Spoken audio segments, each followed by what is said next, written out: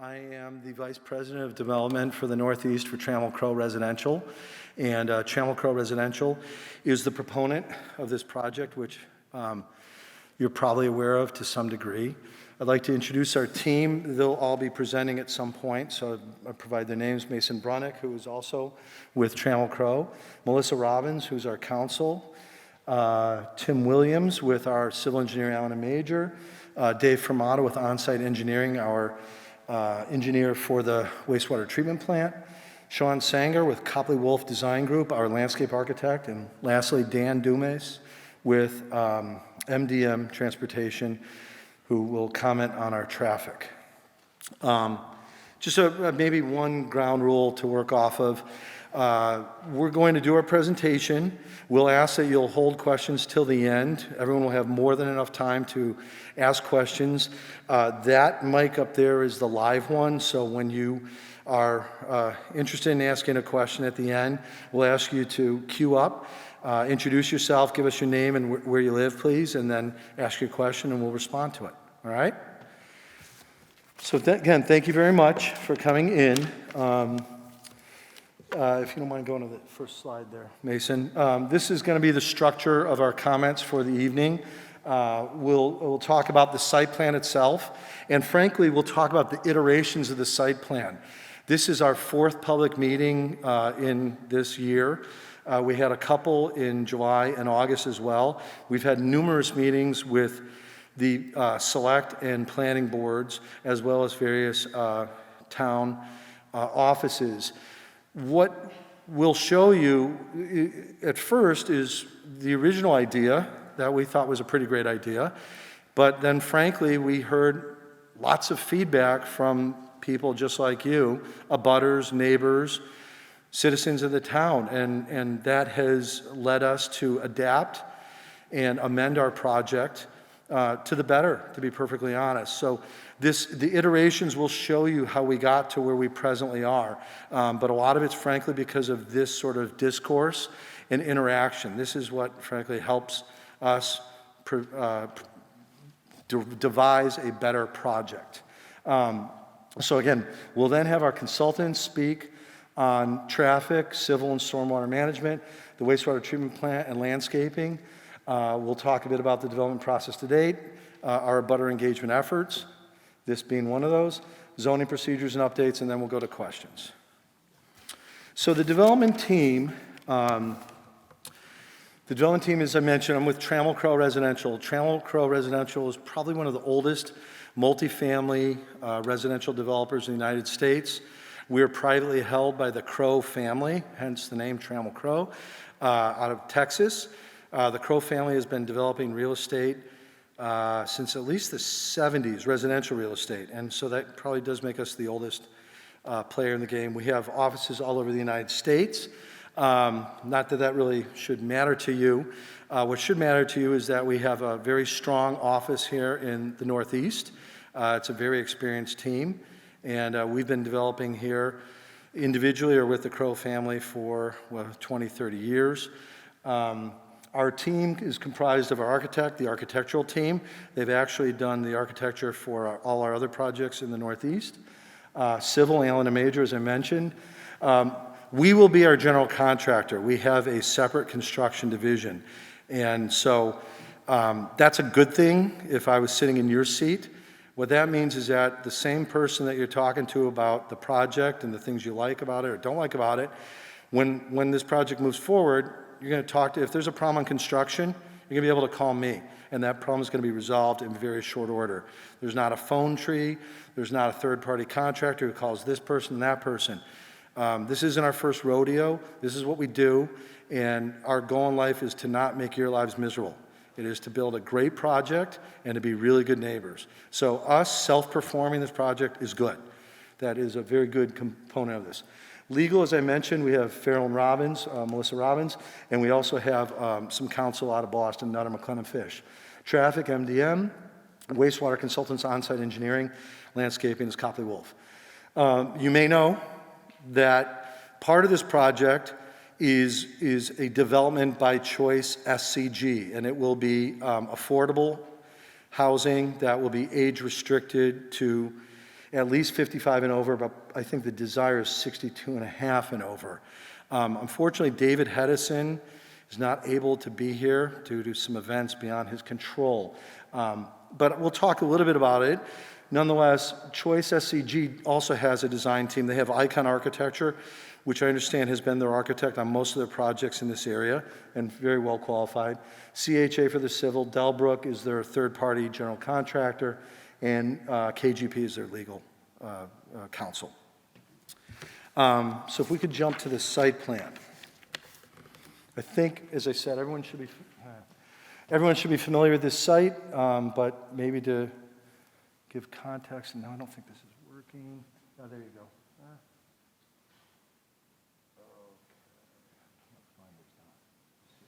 May not be working. Well, needless to say, we're looking at this, the plan kind of with the north being the upper part of the plan, and the river would be, probably quarter mile on forward. So 3A, that's Princeton Road. And then to the left is the Windermere Communities. The Meadowwood community is pretty much most of the south face of the project. The east face of the project is Whiteman Street.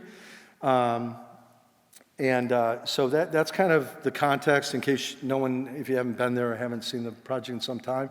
You'll also take note that there's 4 structures on the site. Those have all been demolished at this time, so they're no longer there.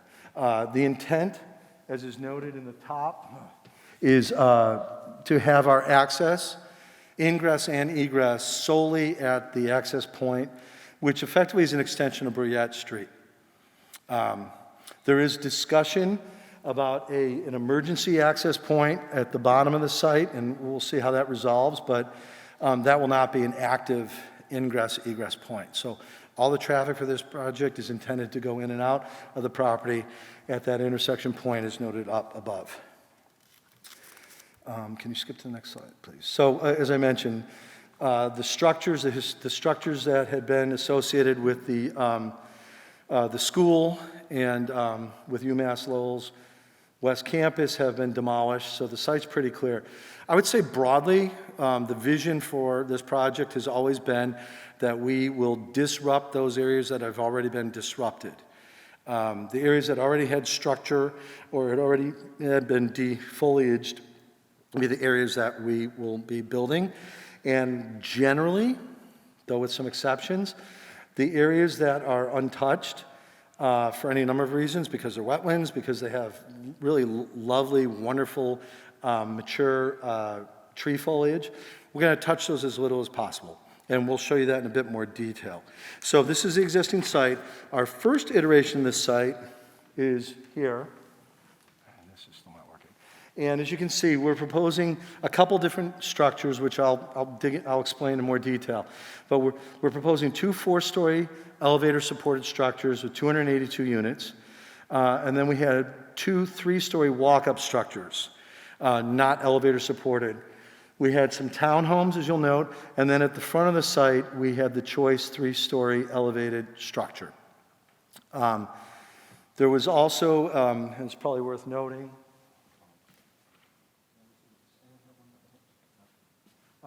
there is the plant for the sewage treatment plant, which is located in the bottom right corner. And I apologize if this clicker's not working. You have to have some tech breakdown. But that was the original iteration. And we had a couple meetings, and we got a lot of feedback from people. And frankly, some of the feedback was, well, boy, I don't really feel comfortable about where that sewage plant is. It is a completely below ground plant. And I'll let Dave speak in great detail, but it doesn't create odor, it doesn't create sound. But I think it's something that's a little scary and intimidating. So in the next iteration, we moved that plant, probably 80 to 100 feet. Oh, huh? I'm sorry, in the next iteration.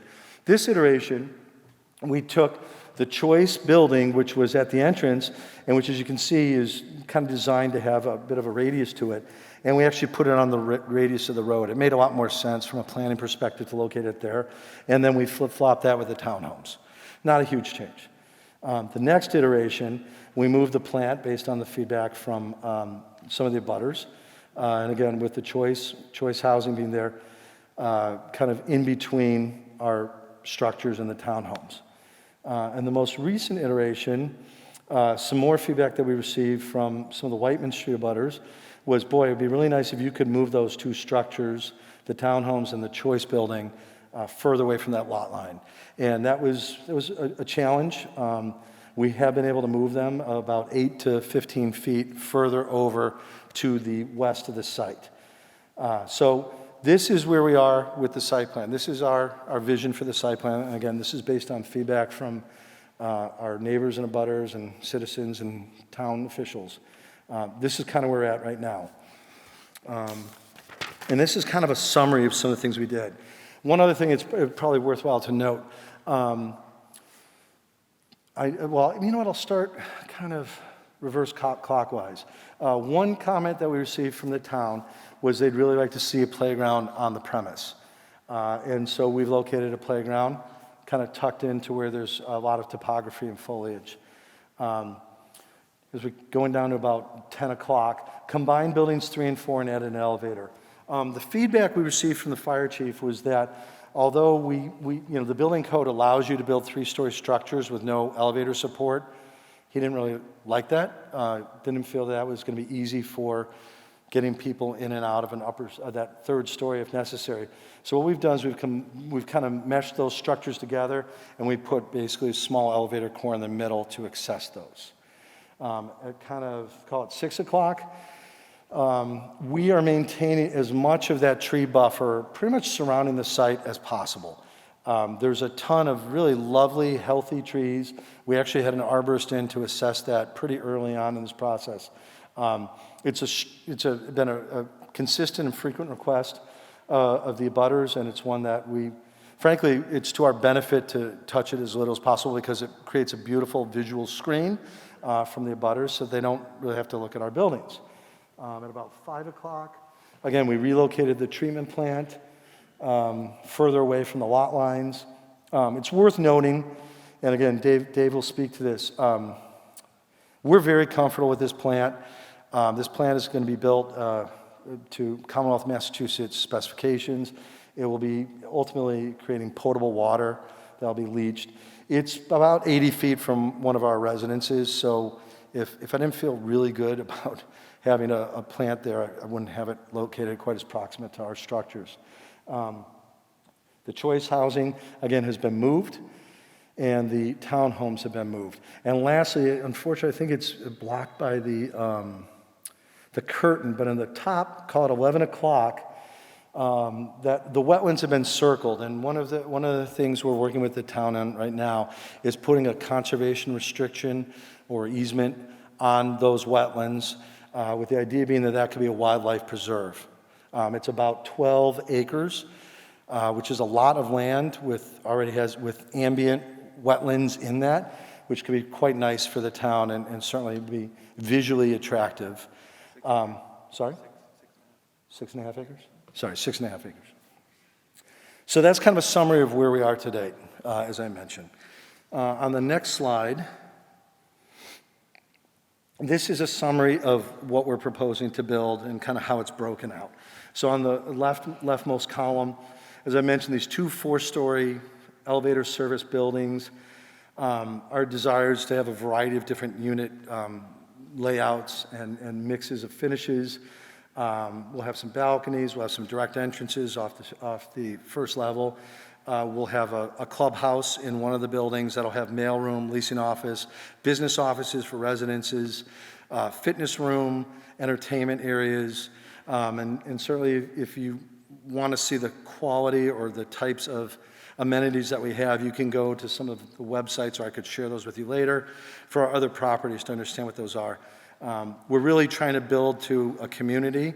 We found that a lot of people, even pre-COVID, tend to work from their homes, and so we have meeting rooms, printing stations, and little kiosks and carols for people to work from.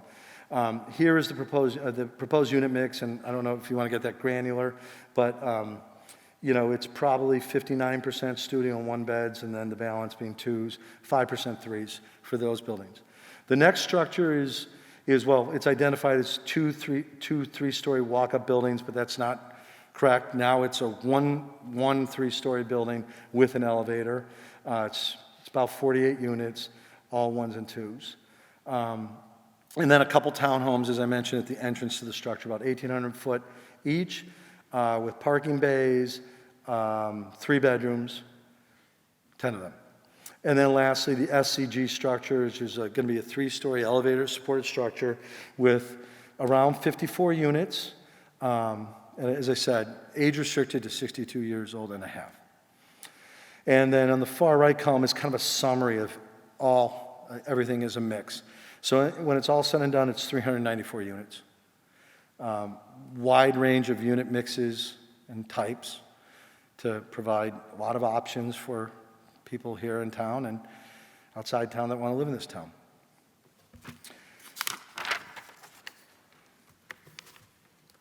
I will now hand it over to Dan to speak on traffic. Hello? Everybody hear me all right? Let me step up to that one. Let me go up to the big one.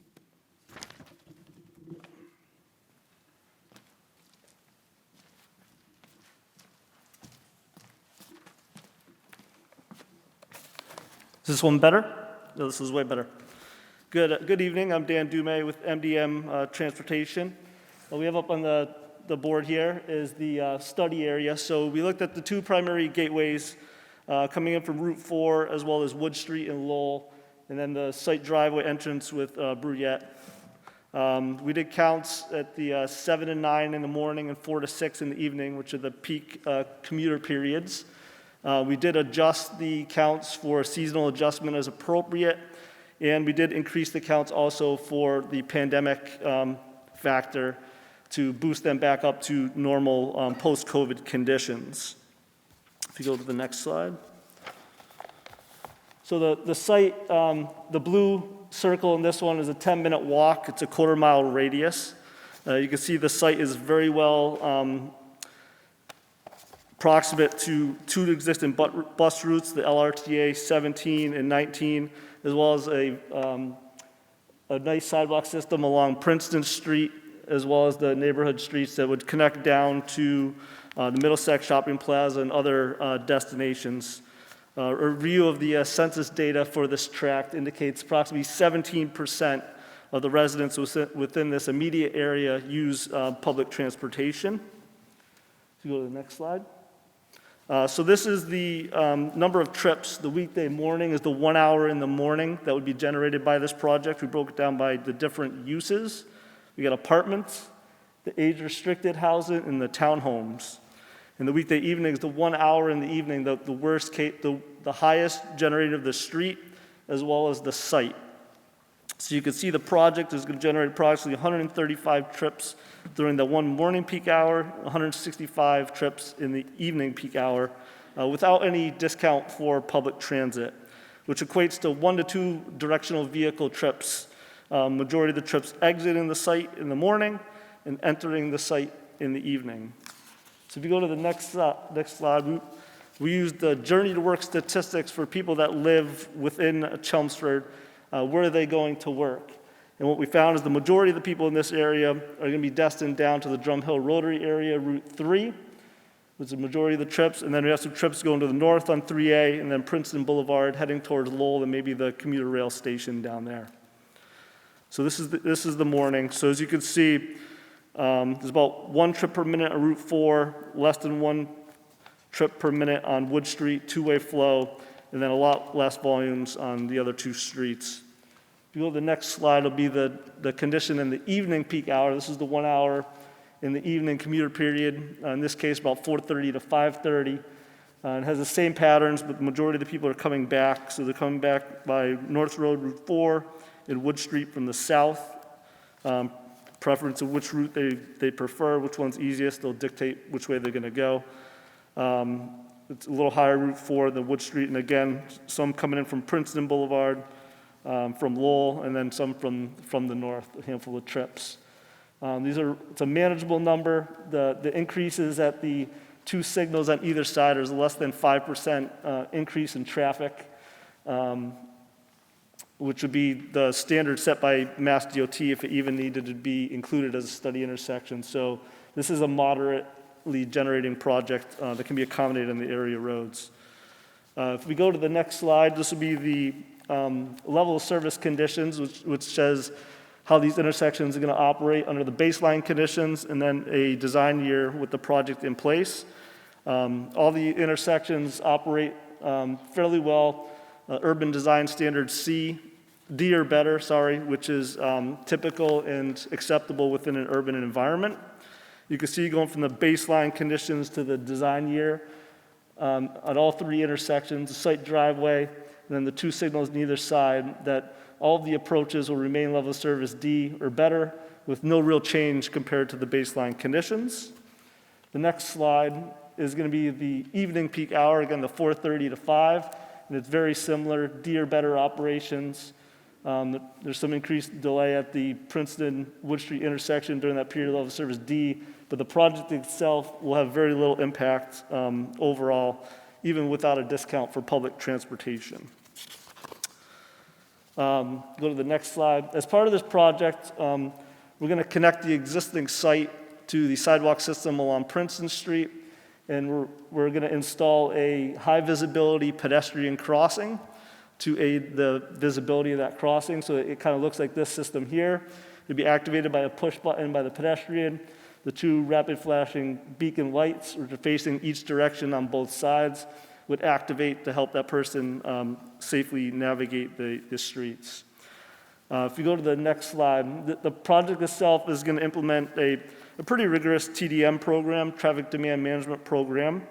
So they'll have some of these key features here: on-site transportation coordinator. They'll join the Middlesex 3 TMA, which has opportunities for car sharing and other transportation resources. We're going to have car sharing, electric vehicles, transit pass subsidies, guaranteed ride home. Like I said, pedestrian infrastructure with the rapid flashing beacon, high visibility crossing, bike racks, secure covered bike parking within some of the buildings, and then unbundled parking so that residents have the ability to rent an apartment with fewer or no vehicles. Next slide. So in summary, we'll have ample roadway capacity, there's limited roadway impact, no change in overall level of service D or better. Alternative transportation modes is about 17% in this area. Traffic study did not take any discount for that.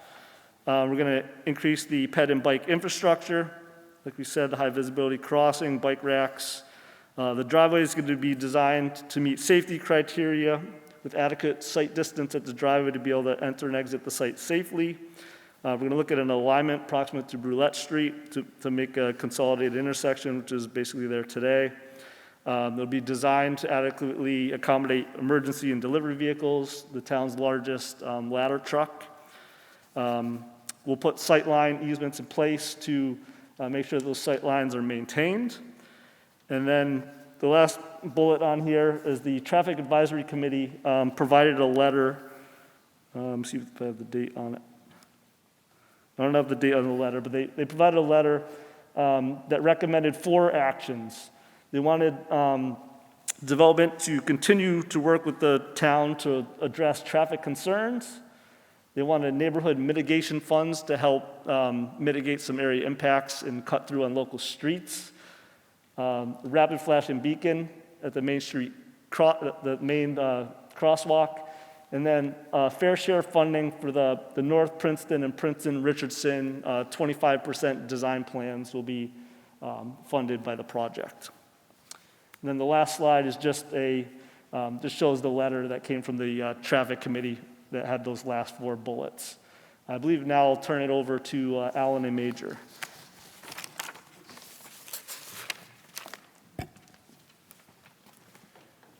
Good evening, everyone. Tim Williams with Allen & Major Associates, and we are the site civils on this project, and we're very excited to be that.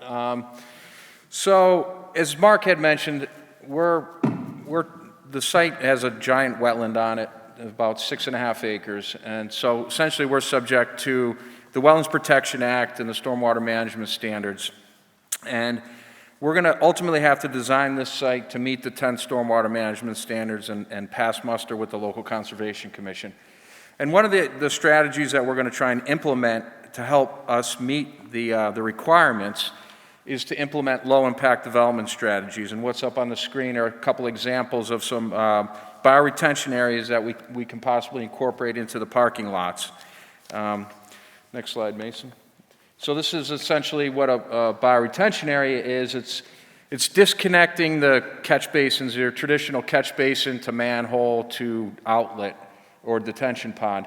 We're going to try and capture that stormwater, treat it within the vicinity of where that stormwater originates, and try and put it back into the ground through these low-impact development strategies. And what that is it's almost like a septic system where you're capturing your stormwater and it gets treated through the engineered media, and then we'll capture it down low with an under drain if there's a high flow situation. So next slide, Mason. As well, we'll probably incorporate underground infiltration systems. These are probably in 80% of the brand new developments that you might see out there. They're under the parking lots, they're invisible. But it works a lot like a septic system where we capture the stormwater, we treat it, and we put it underground. We have a good idea of what the drainage patterns are out on the site right now. The majority of the site drains down to that big giant wetland area, but there are portions of the site that currently sheet flow off to the Windermere neighborhood, the village of Meadowwood, or down to the Whiteman neighborhood as well. Our intent is to treat our stormwater for quantity and quality, and that's really what we need to do to satisfy the local conservation commission. And we do that through the bioretention areas, stormwater management ponds, constructed wetlands, water quality inlets. So what comes off the site is better than what comes in the proposed condition, comes off better than what's in the existing condition for both quantity and quality. So we're in the process of working through that right now. We have a long road ahead of us as far as permitting in the town, and our intent is to submit a full package, and I'm sure that will go through a full peer review. We'll go back and forth with that peer reviewer. We'll satisfy the town and the DEP because they get a peek at it as well. So we haven't really heard a lot of complaints about the stormwater that comes off the site today outside of that one drainage pipe that's down behind the Windermere neighborhood.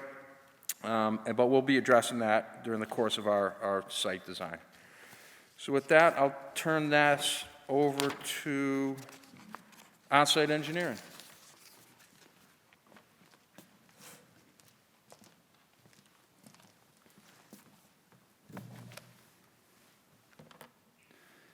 Evening, everybody.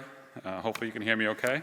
My name is David Fumato. I am the president of On-Site Engineering, and we are working on this project for Trammell Crow, assisting them with the permitting and design of the on-site wastewater treatment facility.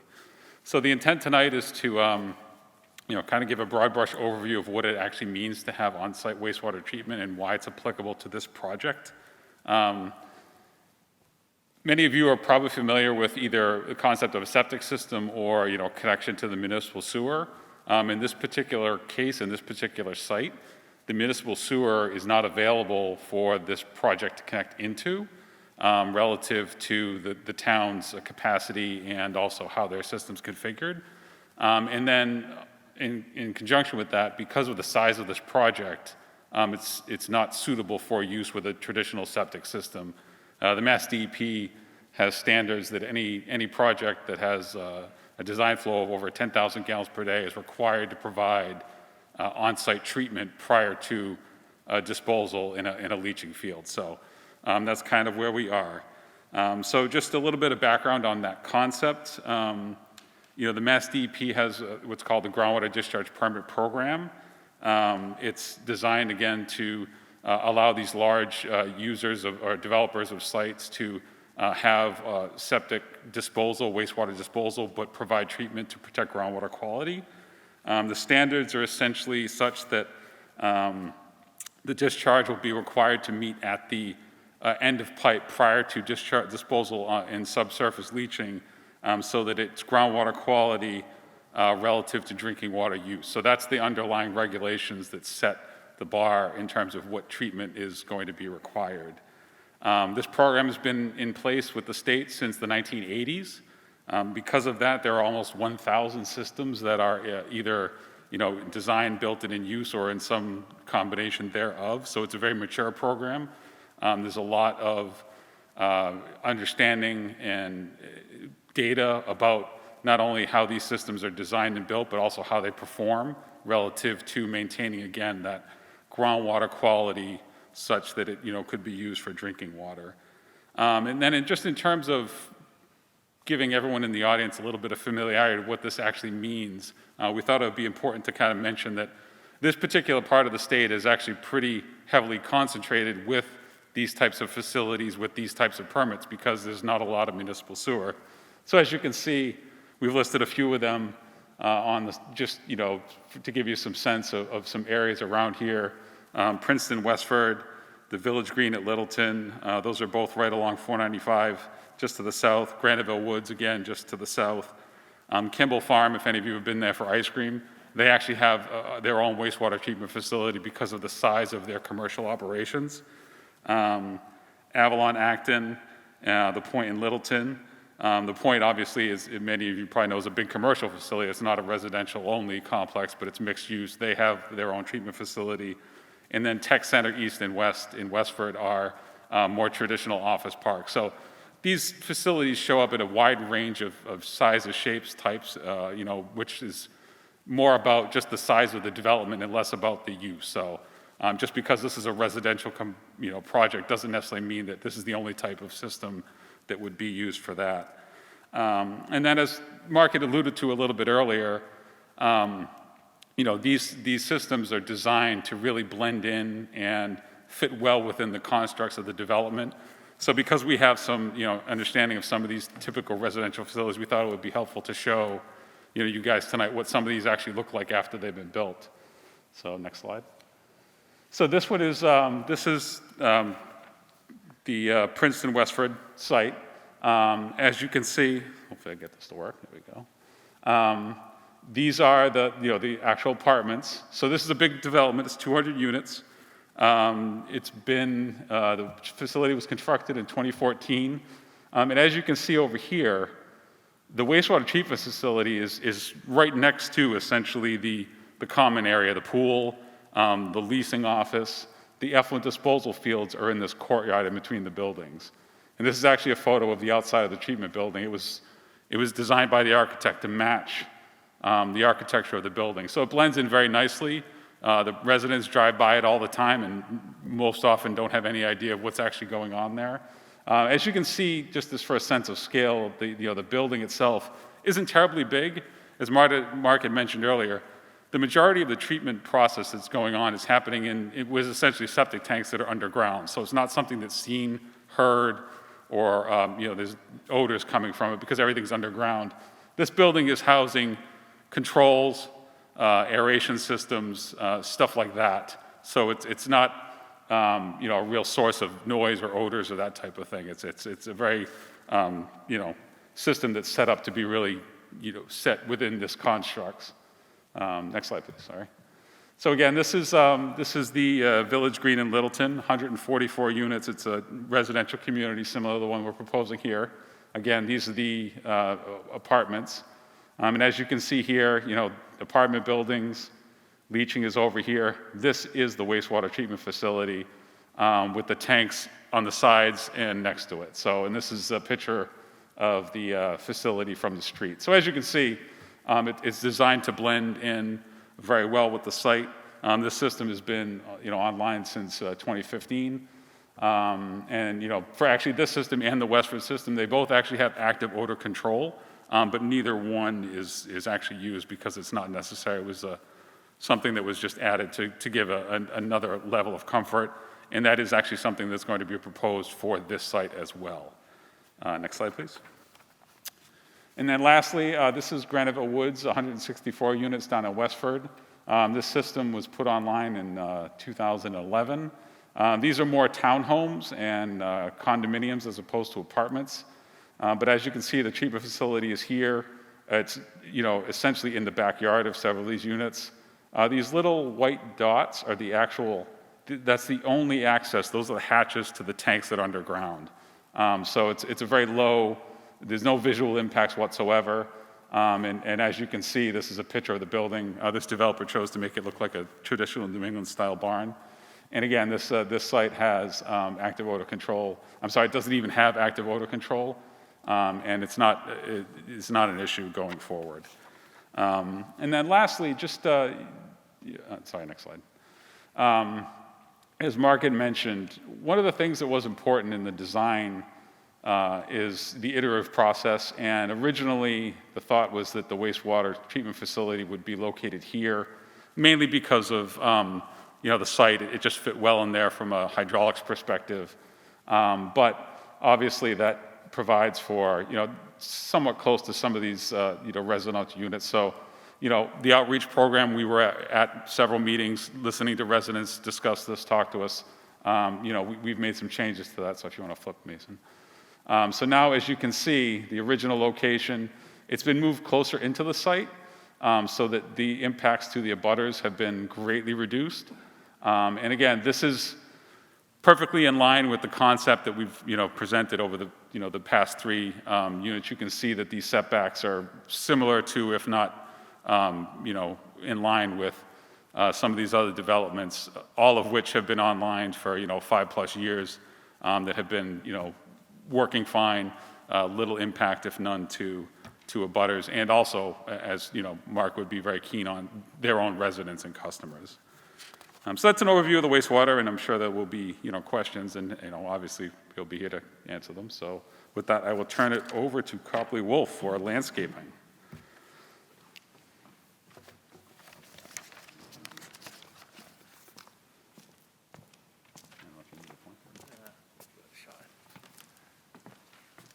Hey, good evening. I'm Sean Sanger with Copley Wolf Design Group. We are providing the landscape architectural design services as a part of the team, so we're excited to be up here. As Mark mentioned, we've had quite a few meetings with the neighborhoods, and it's been great to meet a lot of people. I'm sure I would recognize a few more if they didn't have masks on, but thanks for coming out. One of the things that I love about this aerial that you're seeing on the screen right now is it's a little bit off-season from the other ones that have been shown earlier in the presentation. But what it really starts to show me as a landscape architect is we start to look at the tree cover, with this being shot more in I would say probably the fall, potentially maybe in the spring, but what you're seeing within the green there on the screen is really a much more of a heavy evergreen cover that we have on site, which is great to be able to kind of use these as a tool to start to see how this all kind of plays together, particularly as we start to have the conversations and talk about the buffers and those edges, particularly as they're next to Windermere and Meadowwoods as well. Let me go to the next slide. So then we kind of jump over, let's see if I can kind of do this from both sides. It's hard to see this. So the green is really kind of a stylized color of the canopy that we were showing on that previous aerial. This one really isn't differentiating any kind of deciduous versus evergreen, but it starts to show us where that overhead tree canopy is. And what you're seeing in the yellow is a little bit more of that wetland community that we do have.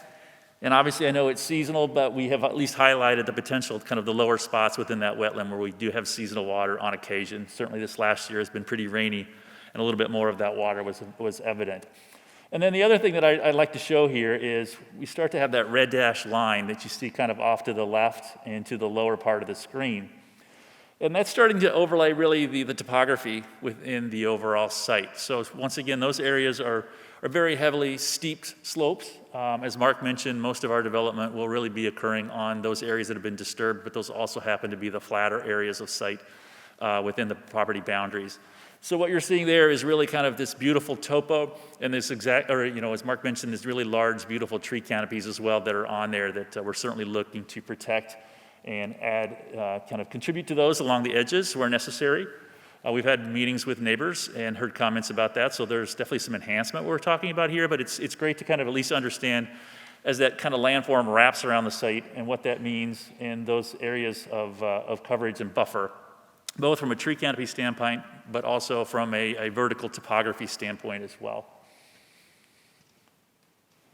And then you guys know this. I always put these back up here for a little bit of refresher, but it's just beautiful to see, in at least particularly these areas during the summer, when a lot more of the deciduous is leafed out. But the beautiful tree canopy that we do have out there, they're wonderful edges, buffers, A lot of jobs may not have this beautiful canopy to kind of act as that edge, and we recreate those, but we all know that those are more like 10, 15, 20 years down the road, where what we've got here to be able to work with is a really amazing natural amenity, and we certainly want to be really respectful of that and keep that both from a buffer standpoint, but certainly as an amenity from the units as well, looking back out in the other direction. And then just a little bit more on the kind of the edge and the buffering. We talked about fencing during our meetings with the neighborhood. And I think we talked about this for a while, to be honest. But what we heard loud and clear was it needed to be a physical barrier. And the idea of having that edge, both from a screening and a visual standpoint, but also as a physical one, to be able to really prohibit those people that would be in the Trammell Crow development to be able to move through the woods, down the hills, into the abutting neighborhood. So it was a visual barrier, once again, kind of as you're more immediate, closer to those, and to be able to see out, but also a physical one in order to kind of deter that movement as well from the rental facility, or tenants, if you will, down to the residential neighborhoods to the south and to the west. And the other piece that I should talk about here is, they're on the right, is people think of a lot of kind of evergreens being the natural kind of buffer, if you will. And there's one thing to kind of continue to think about as we develop a plant palette is, in addition to those evergreens, which are wonderful, there are a lot of oak species as well in particular that hold their leaves really long into the winter, into early spring. Almost some of those wait for those new buds to pop to push those leaves off. But having a combination of the plant materials, once again, to really kind of build off of the wonderful kind of foliage that we do have on site, once again, and having that blend in so that at the end of the day, anything new that we put in will really be visually tied in with the existing out there, so it's a really seamless edge and a seamless kind of continuation of that design. And really, once again, building off of that beautiful edge that we do have on site today. And the other thing that I should mention as I look at those is a reminder, the fencing, there was a really strong desire to continue on with the green. So it was really more of having that fence kind of disappear within the context of the edge, as opposed to having extremely prominent. So that's kind of where we're headed at the moment. I'll go to the next slide. These are some tools we've used. Mark's got some that are a little bit later in the presentation that are actual sections that we drew up based on quite a few neighborhood meetings where we met with individual homeowners, took a look at their property, met with them, listened to their concerns, their comments, any thoughts that they have.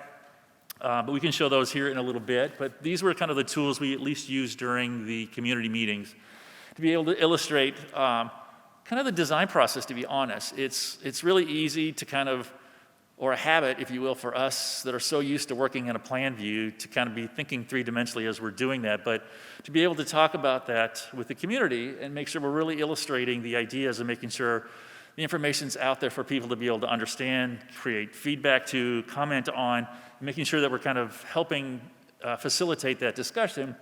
We look at a variety of tools of how we can do that. And the tools we have here, I know I'm going on just a little bit long here and I apologize, but really working with an existing photo. And then we started to, kind of superimpose proposed conditions. And in this case, what you're seeing in that light green is new trees. And then what you're seeing kind of in that green was screening that was proposed, and whether that was fencing or plant material. This is actually from a project we did in Belmont with a new bike path. But starting to use these kind of tools to be able to illustrate this more in a three-dimensional standpoint. We go to next. Once again, the plan is kind of what we're used to using, but how do we start to get that three-dimensional so it's easier for a broader group to be able to understand kind of the dimensional aspects of the improvements. So in this particular project, you're starting to see the edge of a house on the left-hand side of the screen. And the comments or concerns in Belmont in particular on this project were really with the new bike path.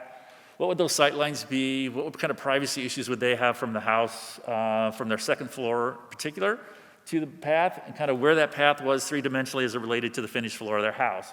So just looking at this three-dimensionally, it starts to kind of lay that out in, it's obviously a section that's cut in one particular area, but once again, starting to think three-dimensionally as to the sight lines, the views, and the context dimensionally, and the separation of the elements. And we've done this exact same thing for some of those individuals who have requested that as a part of our community outreach as well. Go to next. Okay, I guess I'll turn that back to Mark. Oh, sorry. That's okay, I'll take. Good evening, Melissa Robbins from Farrell and Robbins. I'm the local permitting counsel, and I'll just run you briefly through the development process to date and where we are. So we started this process a little over 6 months ago in May, having some meetings with the Board of Selectmen and the Planning Board. We've had some various site visits, also with the Planning Board and the Board of Selectmen, but also with some of the abutter groups. We did go through the process of getting an order of resource area delineation, so we actually know where the wetlands are on the site. We completed that entire process in July of this year. We've done 3 abutter meetings with some of our closest abutters that are listed. We've also met individually with any abutters that have raised any questions or concerns or wanted to meet individually. To those in attendance tonight, if you also want to do that, you can come speak to any of us after the meeting. We're happy to speak individually to anybody as well. The site eligibility letter, that's really speaking about an eligible location determination. That's per the MBTA communities, and we can talk about that on the next slide. We've been working on the warrant article since the beginning of September. It's gone through various iterations and redesigns. I think many of you may know that the public hearing for that proposed warrant article on the overlay will be heard at the planning board meeting on December 8th. That's our opening night for the public hearing. Also, the warrant article, what it does is set the parameters for the design and also fulfills the requirements under the MBTA communities, which we'll talk about a little bit on the next slide. The development agreement includes other items outside of the overlay and also additional mitigation that Trammell Crow will give to the town to allow for this overlay to happen. The next slide, Mason. That's the wrong one. Oh, that's a copy of our order of resource area delineation. The next slide is a copy of the eligible location from the MBTA communities. And then the next slide, Mason. Oh, I think we missed one slide.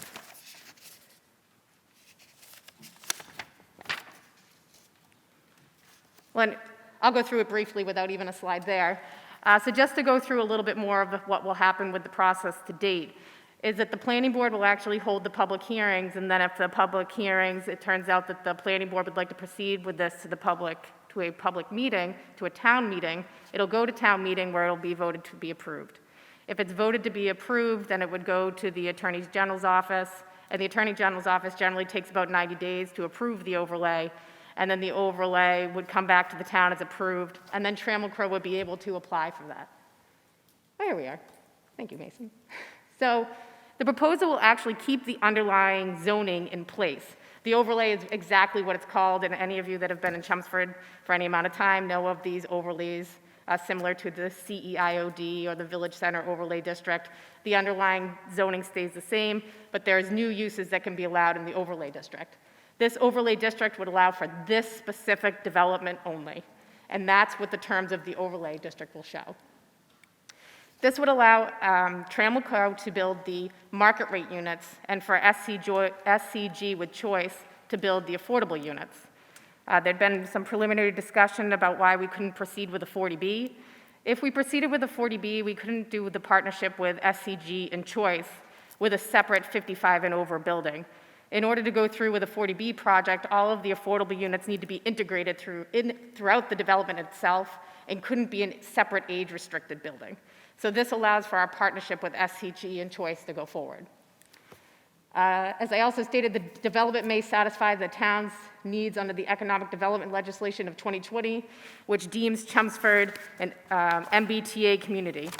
An MBTA community requires that the town have high-density housing, which is 15 units per acre.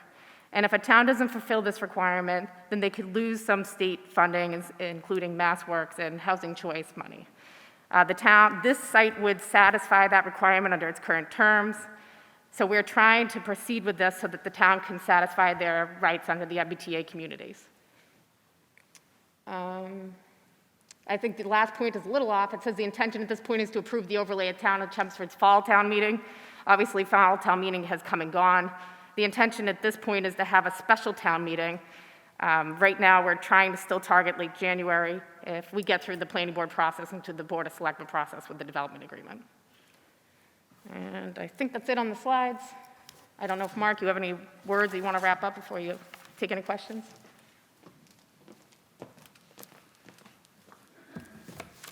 So, thank you. Just to kind of summarize, as I alluded to as we started the conversation, where we are now is a function of an awful lot of meetings like this and considerably more meetings, what I call granular meetings with really one or two residents.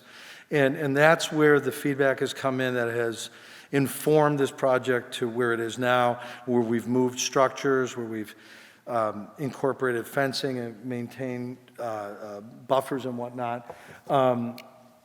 Just a summary of some of the conversations and some of the commitments that we've made is there is an area of green space, I think it was referred to as the lawn in one of Sean's slides, that has been historically been maintained by the Meadowood community. And they felt very strongly that it is land that we are buying, but they wanted to continue to have use to it. And so we've agreed to an easement to allow them to have that. As we've discussed, we're maintaining the existing tree buffer and then also providing additional plantings. That's true of all the abutters on the west, south, and east of the property. The fencing has been a priority that will benefit all the abutters and neighbors. There is an existing manhole that has some issues that we will decommission, and there's some discussions about emergency vehicle access to the extent that the fire chief wants that. The Windermere community, which is kind of due west of the parcel, I don't know if anyone's here from that community. I think there's been some conversations about concerns about traffic. We've committed to traffic calming measures that are noted in the development agreement and to some extent the traffic advisory letter. But I would say is we're committing to a couple things. We're committing to signage to the extent that the state will allow us to do that signage. We're committing to solar-powered kind of radar flashers that are a useful traffic calming measure. And then lastly, we're committing a significant sum of money to the traffic improvement program at the corner of North and Princeton. The town is going to be doing a 25% design stage that we will be, I think, contributing almost all the money to, which will benefit that whole area in general. And the Whiteman Street and Princeton Street, kind of changes. We've received feedback from abutters, why is that building there? Can you move it? Buildings don't always move, as Dave alluded. Sometimes things are located because they're the right hydraulic location or they're the right for what the substrata is there. We've moved things to the best of our abilities. We will maintain the buffer and the fencing. And again, we will have the traffic calming measure with the flashing crosswalk more or less at the ingress, egress to our property, which will also help in traffic control. Next slide, please. And just to kind of give some context, these blue underlays or blue hashes, those are the prior structures that were taken down. And you'll note that our buildings are all dimensionally further away from the abutters than where those structures were, with the exception of over here. Next slide, please. This is a section that probably, I think it got lost a little bit, but this would be something Sean is probably more qualified to speak to. We met with an awful lot of abutters in the area, and as Sean kind of said, what we're looking at is where the elevation of their homes and view lines are, where the proposed elevation of our structures are, and then view lines. And what are the things we can do? In this case, with this address, is there's already quite a bit of topography. There's a slope with, frankly, a lot of heavy, just really lovely white pines right there. And that's going to do its job of really breaking up the view line. We will be incorporating fencing as well, and there will be supplemental planning. We've tried to meet with everybody that had a concern or question about this. If we haven't met with you, please speak with me afterwards, because we want to make sure you're comfortable with what we're doing. But what we're trying to really do is get the plan of where that fence goes and where supplemental plantings go, so that your view lines aren't really, you're not going to be impacted by this. Next slide, please. We come to the fun part of the evening. This is an opportunity for you to ask us questions. I believe we already have someone in the queue. Hey, good evening. Bob Stegmeyer, 4 Murfield Way. First thing about traffic. Will there be a left turn lane on Princeton coming from Lowell to Chelmsford so people could turn into the development? And at that left turn lane, will there be a traffic light?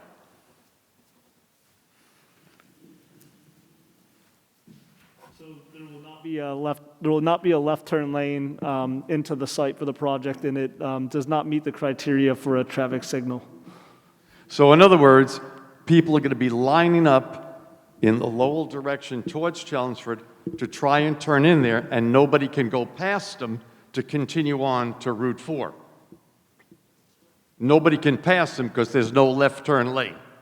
There'll be no dedicated turn lane, that is correct. It doesn't need the turn lane based on the operations and the volumes.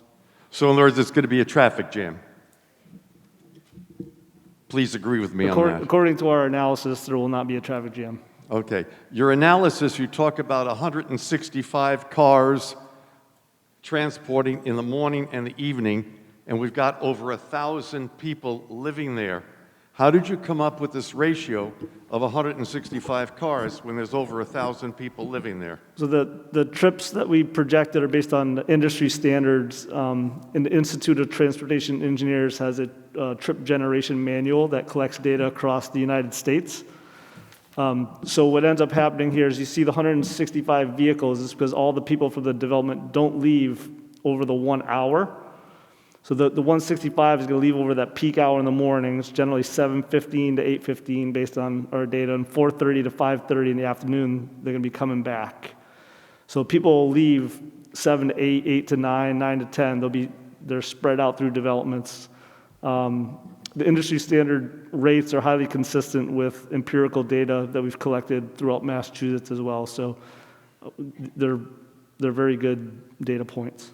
And just to interject one thing, Bob, the question of how many people are on the premise has come up before. And so we've looked at the analytics a couple ways. They've underwritten it as they have as per the state requirements. If there's 1 resident per bed, it's 575 residents. If there is 1 bedroom that has 2 residents, 1 bedroom has 2 residents and other bedrooms have only 1, 739. And then the high target is 1 bedroom doubled up and 1 room in which the 2 bed or the 3 beds double up. We're at 969, so we'll be closer. We expect, as an operator of this property and as someone who's pretty experienced in this, to be probably in the 700 to 800 range. Right. It's a fine detail, but I thought you should. There are a lot of working couples where both partners go out to work every day, and that's why when you're talking about 700 to 1,000 people living here, that's a lot more cars on the road than 165. That's. But the 165 is within a certain a period of time, right? It's 1 hour, or is it 90 minutes? It's the 1 hour peak. Peak. And so we're not saying that there isn't We take the travel. highest number of trips on the road during the morning, 1 hour, 7:15 to 8:15. At the highest of the road, we had the highest projected for the site for that 1 hour. Okay. For the wetlands, are you planning to put in a walking path so people can enjoy the wetlands, since you're making such a big deal about keeping the wetlands preserved? Well, we do not necessarily have all the rights to do things in those wetlands. Those wetlands with the ORAD, what you can do on them is controlled by the Conservation Commission. We'd like to have conversation with that. We do have the challenge of allowing people that aren't residents of our property on the property and how you'd address liability. We haven't figured that out. I'll tell you, to be perfectly honest, on other projects, this question often comes up, but the liability issue is often the problem, is having people walk on the property that aren't residents and possibly get injured. Who owns the liability to that? We haven't figured that out. It is definitely a point that has been consistently asked for by the town. We thought that this conservation restriction was a good solution that allowed that area to be protected. To the extent that Concom will allow us, it can be maintained. It can be some of it can be cut back. So we consider it a resource, but it's a challenge to make it a resource for everyone on a private piece of property, as it may be on your home. In providing for freshwater drinking, have you coordinated with Bruce at the North Chelmsford Water District? Is there enough supply coming out from the North Chelmsford Water District to service this community? Yes, we have a will serve from the North Chelmsford Water District. About the sewerage, all the sewerage from all these units will stay on the site? Or will some of it go into the sewer system? No, it'll all be treated it'll all be on-site, private. Okay, so you treat the sewerage. Does that mean there has to be a full-time person 8 hours a day in the sewage treatment plant building? Yeah, it's a great question. So these facilities are remote monitored, but they're also manned. Typical DEP requirements are 2 hours a day, 5 days a week, with full 24/7, 365 emergency response capabilities. So the operator is on call, essentially. But there isn't someone who's going to be on site every day. These run very well on their own. Okay, you showed a lovely picture of a sewage treatment building for a 100-unit development, for a 200-unit development. Now, this is a 400-type development. What size building is that going to be able to handle that? Yeah, so the building size is not really predicated on the volumes that are generated. The amount of tankage underground will increase to accommodate that larger flow. But the structure itself is going to be in the same order of magnitude. So it'll be very similar to the buildings that we were showing. What have the soil sample tests shown as far as the soil's ability to absorb the water? Many places around here I've run across clay in the soil and it doesn't absorb any water at all. Man, I love these questions. You are on point tonight. We've actually done soil testing, and it's actually been witnessed by the state. And it is a very highly permeable sand, perk rates of less than 2 minutes per inch, so very, very deep groundwater. So it's a very highly conducive site to this type of means of wastewater disposal. Great. Getting back to Princeton Street and the access, will Princeton Street be widened at that access point or not? Princeton Street itself will not be widened. So in other words, we could all look forward to a nice traffic jam at that intersection. Thank you so much, gentlemen.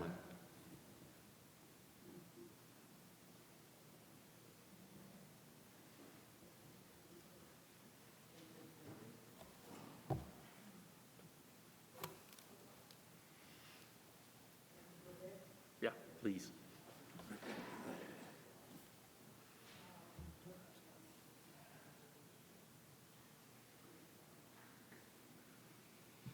What I'm wondering, among many things, is with all the additional asphalt you're putting down, where's all that? Is your green space going to accommodate the fact that nothing can sink in to the asphalt that you're adding in the property? So are we going to have floods on Princeton? No, that's a good question. We will be increasing the amount of impervious surface out there. But as you saw in the slides, the intent is to put the stormwater back into the ground. We're required to not increase the rate of runoff coming off the site in the proposed condition over the existing condition. So through the bioretention areas, underground infiltration, detention basins, constructed wetlands, we'll be able to capture and treat that stormwater. Okay. I'm wondering And about... sorry, just to interject, Go ahead. by law, we cannot allow water to run off our property onto Princeton. Thank you. Has there been any discussion about additional, you've decided there's not going to be more than one egress in and out to to property. Has there been any discussion about at least have one more and perhaps onto Technology Drive or something like that? I don't see it being, especially if it, let's just say a fire happens or an ambulance emergency happens at the time of day when we're going to have too many cars waiting to turn in to the property off of Princeton. How's the fire engine going to get in there and the ambulance? Don't you have to, after X amount of population on the site, don't you have to have more than one egress? Well, it's a great question. The site plan has been vetted by the fire chief, and so I would say, broadly speaking, the amount of life safety systems that will be integrated into our property will be put at the top of the list in the town. We'll have a lot of hydrants. All the buildings are sprinkled, so that'll be good. We already have incorporated the truck turn radiuses so that there's access. So the fire chief doesn't have a concern about access into or out of the property, and that's pretty much the best standard that we can defer to. Okay. I'm concerned about the parking. I don't plan to live there, and I'm not actually abutting. I'm on Arbor Road. But I'm concerned about the parking spaces, given, and the other gentleman sort of touched on this, that a lot of people have 2 cars. If 394 dwellings have 2 cars, that's 700 parking spaces, and let's not forget, they all have guests from time to time. Yeah, I mean, I can tell you that our experience as developers and operators of real estate in the Northeast, we're not seeing that on the ground. Our residents don't have 2 cars per unit. What we generally design to, and actually what we're going to do here is have, is it 1 car per bedroom? 1 parking space per bedroom? 1.6 per unit. 1 car per bedroom as a metric, which translates to 1.6 per unit. And again, that's because there's some 3 beds, but there's also studios. If I did not feel good that the parking was sufficient to meet the demand of our residents, I'll be the first to add parking. If we build a property and it doesn't have sufficient parking, we don't rent units. We get a lot, that's bad for us, needless to say. So, I guess I understand your opinion, but that isn't what we see in the world. We actually, peak car ownership in the United States was about 8 to 10 years ago. Car ownership is going down. It's going down minusculely, but per individual, it's actually going down. Well, just a comment on that, assuming your numbers are right. I have no reason to not believe you. Just remember that a lot of people, and please forgive my language, drive big-ass trucks. So make your parking spaces nice and wide. Another thing I wonder about is where will, I couldn't follow your slides. You moved fast and you talked fast, and I don't know about anybody else, but I was in the front row and I couldn't see the little dot. Where is the playground in relation to the wetlands? So the playground, I hope this works on me. Yeah, right here. I see nothing. Yeah, where's the red dot? Can you see the red dot? There. Maybe it's my eyes. I do not see a red dot. There. At 9 o'clock, that's the playground? Right here, yeah. Okay, so, And just to give context, Gotcha. the wetlands are topographically, I see them. 40 feet lower than this area. This is kind of a table, a fairly flat area. This has a lot of topography, rock, and a ton of, frankly, of foliage here, so we're really trying not to touch that. So, the playground will be near one of our buildings, but will be considerably away from the wetlands. Okay. I live on the other side of Princeton, so I look across Princeton to see the ponds, the wetlands. Are you going to have an invisible type fence on Princeton so that I'm not losing any of my visual? You can't hear me? Sorry. Good question. I don't know that we have an answer to it yet. All the fencing, including the barriers on Princeton, are within wetland setback areas. And what that means is that nothing can be touched without explicit Concom approvals. We are of a mind in wanting this to be a lovely, beautiful area. But I can't tell you what Concom will or will not allow us to do. What I can tell you is that as this project proceeds, we're going to pursue work with Concom to allow us to do things to beautify the area. Right. Right now, it's chain link there. Right, So right. And it everything's doesn't look visible. great. Doesn't look great. But you it's can- in the- But I it's- can see the pond. And Interestingly, I can see all the pines. and right now, that fence that's there, I don't think we can touch it without explicit permission from Concom because we can't disrupt soils that are within the setback area. But Okay. it is something that we'd like to expand and explore. Okay, what is the hoped-for ETA for groundbreaking, and how long approximately will it take for big trucks to be coming in and out and doing their work? Ish. Great question. Oh, one other thing, because you mentioned that we kind of went through this quickly. So everyone should know that this presentation, we will share this with the town administration, and they will put it up on the website. I can't tell you precisely where on the website, but all the information that we've posted to date is available somewhere on the town's website. Maybe, It's on YouTube right now. okay, but this PowerPoint deck will be available on, somewhere on the website, and we can run that down. Your other question, I apologize. Construction time. Construction timing. We actually shared a construction schedule to kind of, and what I would say is very approximate.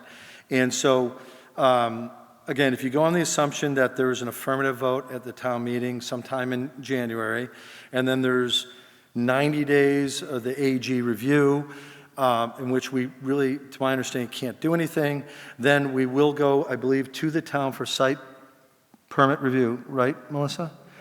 So there'll be some time that we'll do to just pretty much tighten up this. Once we're through that, so let's just say let's call it June of next year.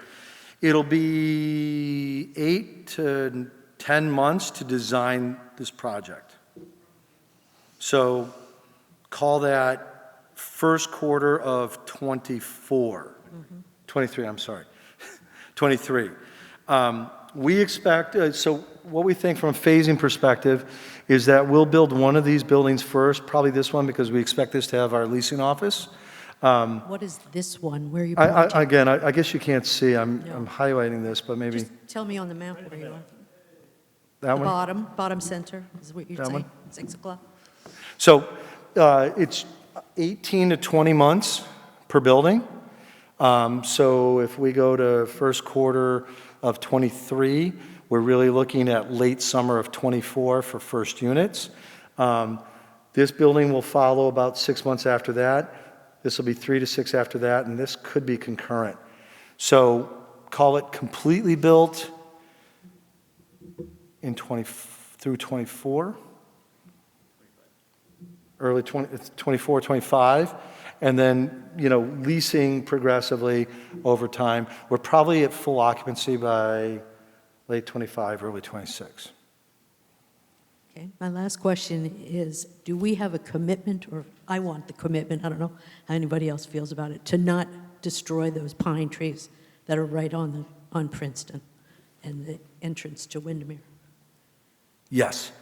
Thank you, because that's a habitat. You know what, though? That's a red hawk habitat, so that should be protected as well. I will put the caveat that our arborist did an assessment of the trees primarily on the Windermere, Meadowood, and Whiteman abutting properties. If a tree is not healthy, we will have to cut it down. We do not want to nor intend to cut down any trees that are healthy. Particularly that there's absolutely no reason why we would go anywhere near that. We want to leave that as is. So the only caveat, and because this happens, is if there's a tree that's dead and we have to cut down, we will cut that down. Sure, you just gave me another question, however. Over on the Whiteman side, where the tree canopy is, do you have ownership of that space? And the reason I ask is, if we do have trouble making left turns into there, can you create an extra, well, that would be the wrong place, actually. I was going to say make another lane there, but that doesn't solve the problem that the gentleman asked before. But what do you have to say? Do you have control of that area? It's mostly birch over there, I think. We only control what, From the driveway? we see right here. From the driveway Yeah, west. Okay, thank you. thank you.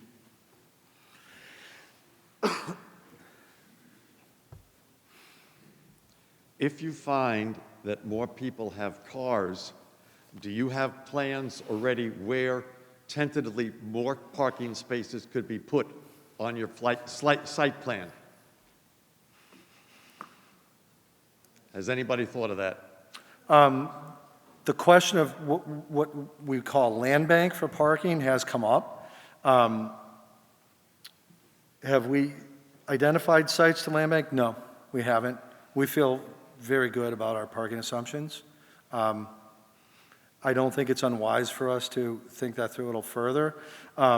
As I mentioned, the areas that have already been disrupted are the areas we're disrupting. We really don't want to disrupt other areas if we don't have to. So there is a bit of a push and pull on not going into spaces that have traditionally been heavily wooded and foliaged. But that's not a bad idea. It's worth exploring. For energy compliant, are you planning on 6-inch walls with R23 insulation? Great question. We haven't designed the building yet. And in fact, there's a gentleman behind you who probably has that question and then some more. We need to design the building. We designed the building to prevailing codes.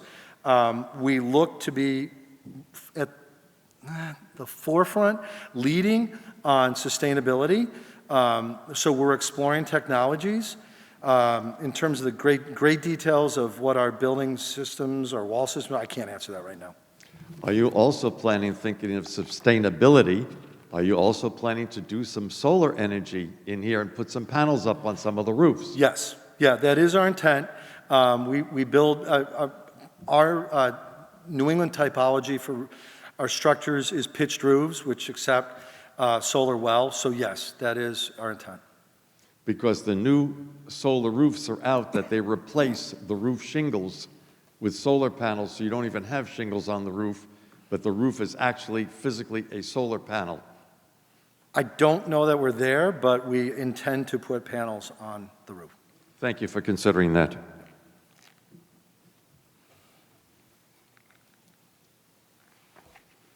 George Zaharoulis on Princeton Street. I want to read you something from our zoning bylaw, multifamily dwellings parking. One space per dwelling unit, 1 bedroom, 2 spaces per dwelling unit for units 2 or more, plus 1 space per every 3 units or fraction thereof. My calculations, basically, you show us 593 spaces, that's including choice. My calculations come up with 679, and you're light 86.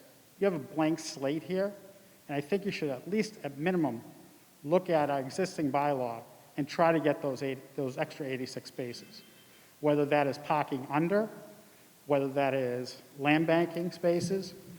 I think that's very important. I think you've heard that from the previous speakers. So I think you're a little light there. You didn't mention the height of the 2 4-story buildings. Can you tell me what that height is? Or Yeah, anticipate what that height is? They're akin to our other 4-story structures, again, with the pitched roof. So about 43 feet to the fourth floor windowsill.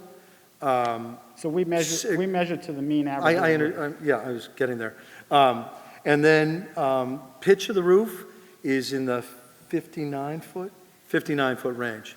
And if you go to mean, then I think it's considered 52. So it was mentioned at one of the planning board meetings that, when they're looking at the overlay, whether this should be rezoned to RM, which I don't agree with. I see the overlay, I understand that. The overlay should start with at least the minimum of the RM zoning, and that height in RM zoning is 35 feet. That's So correct. you're actually asking for a pretty substantial increase in height. Yes. So I think that, for me, if you knocked off 1 floor, it'd be better. And then it fixes all your parking requirements. One of the other things you didn't mention on the sewage treatment plant, is there a backup generator to this? Where is that located? And how is that exercised, and does that create noise pollution for the neighbors? Yes, so there is a backup generator at the treatment facility building, and it's typically outside in a weatherproof, soundproof enclosure, and they're typically exercised weekly, midday on like a Wednesday. that So it type won't of thing. affect the residents of Meadowwood at all, because they're the closest ones to it? Correct. Okay. Someone mentioned the fence along Princeton, where the old Glenview used to be, the curve in the road. There's a water issue in the street, and I think the state went by and kind of dug a trench and kind of leaks into the wetlands. It may be something you want to look at, because it can be a hazard in heavy rains when the sand starts to build up again.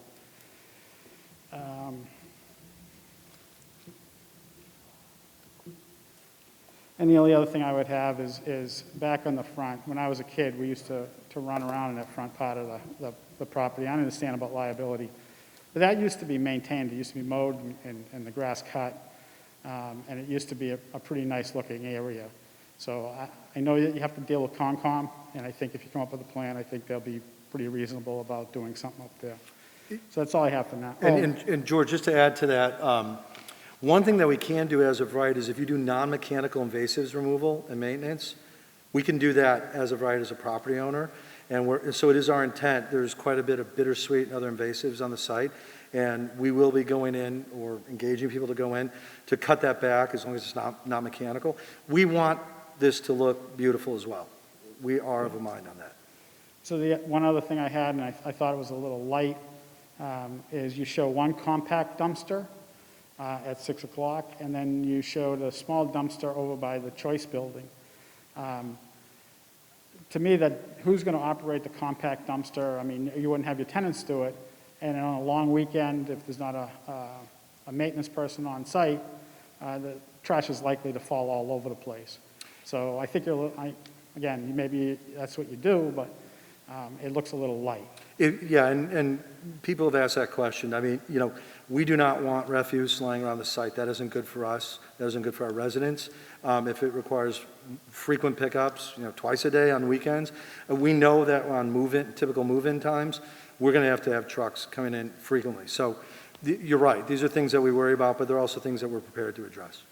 So one of the things I know about dumpster companies, sometimes those guys like working real early in the morning and dropping dumpsters off and dumping dumpsters, because I have a gas station across the street that used to come in at 4 o'clock in the morning and do that. I would assume that you would control that to Yeah, normal they're working hours. going to be delivering them when we want them to, not when they want to. Thank you. Thank you. Speaking of dumpsters, what are you doing for recycling? Glass, metal, plastic, cardboard? What kind of plans are you planning to do for recycling? On our properties, we have recycling centers. So we have residents who will separate. Depending on how we choose to staff this, we may also supplement that with having some of our staff also help with the sorting. You're going to have your own snowplow contractors on site? Where is the snow going to be dumped? I don't think we've identified snow storage areas yet, but we will. What is the approximate rental of these places in 2024? From what to what dollar value? So market rate units, I'll just focus on that. Studios around $1,900 a month. One bedrooms around $2,100 a month. Two beds around $2,600 a month. And three beds, $3,375. Townhomes around $4,000. Thank you. Hey, Michael Fulton, 8 Muirfield Way. This is a big picture question, and it may not be fair to ask the panel, but I see the town manager and the community development director here. I'd like to know what the town's current vulnerability is to a 40B project, and specifically how it might apply to this parcel, and what type of input or permitting process there would be in that scenario, and how much input would the neighbors have, and how much of a project would that site support if it was a 40B project, if they're willing to answer that.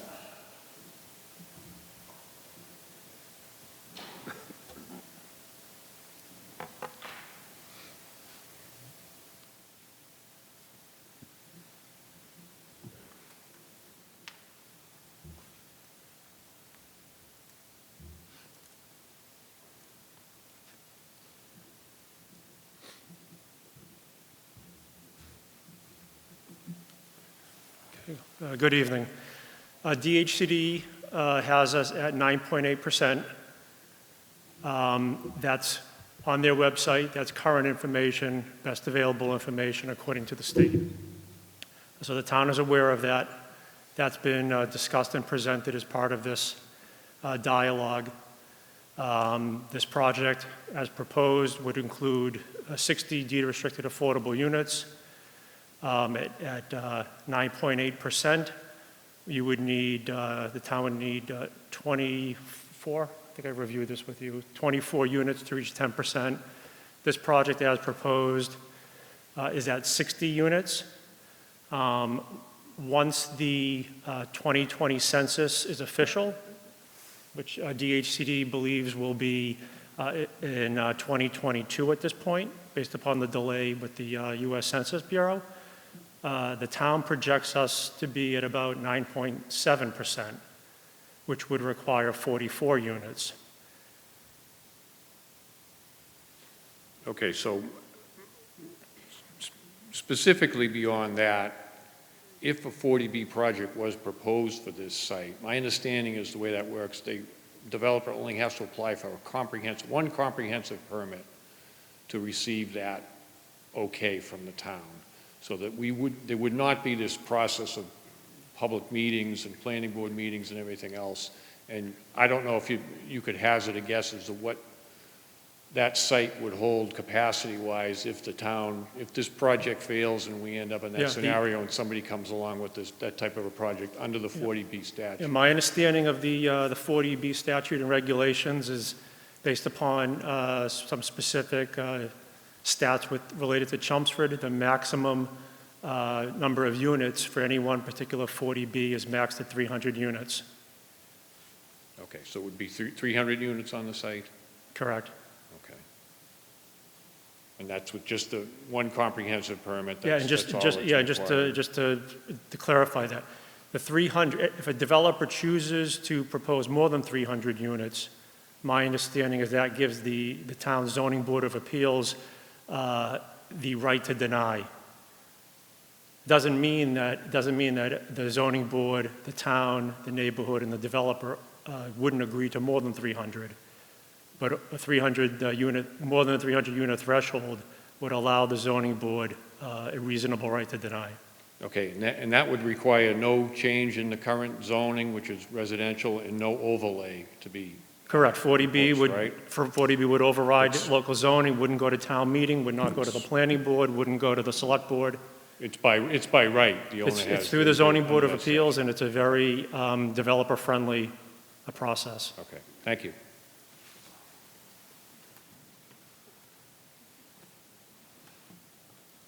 So in other words, this project with those units that are the lower income units would meet our 10% goal of required units.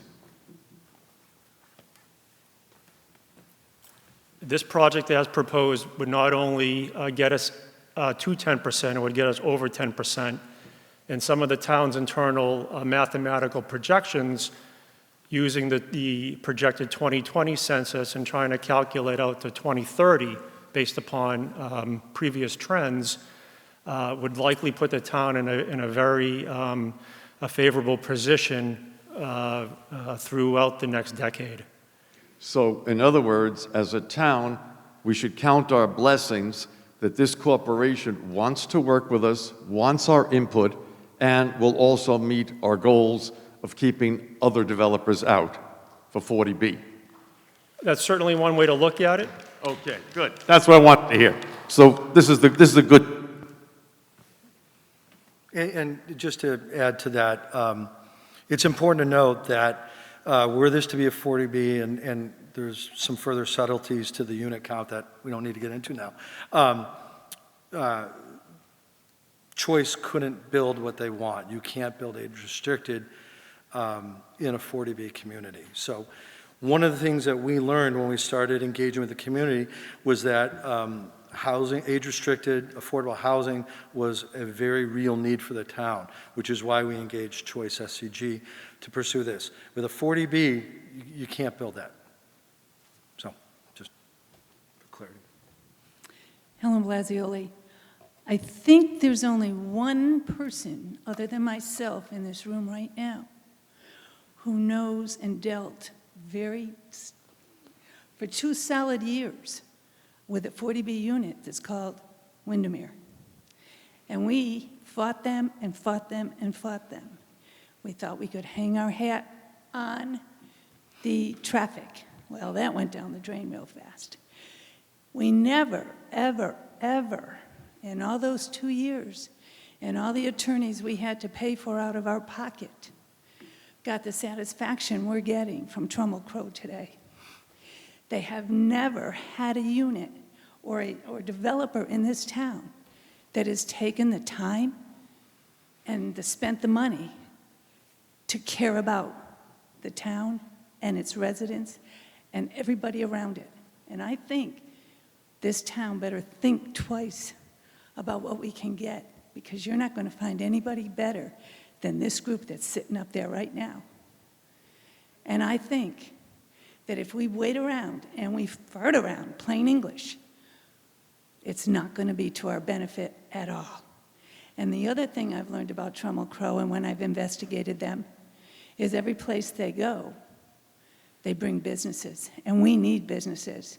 They're going to bring in, and nobody talked about this tonight, just the tax base to help us as residents. I don't see a lot of businessmen in here, but I do see a lot of residents. And we need some help with what it costs us in our taxes. And their tax base is enormous. So putting 21 single-family units in there or getting 340 Bs isn't going to help us at all. This unit and these people are phenomenal. Thank you.